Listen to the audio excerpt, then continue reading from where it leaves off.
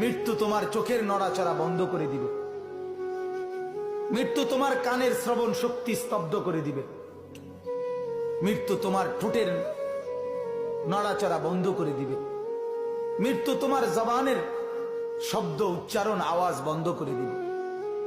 মৃত্যু তোমাকে তোমার কণ্ঠস্বর স্তব্ধ করে দিবে।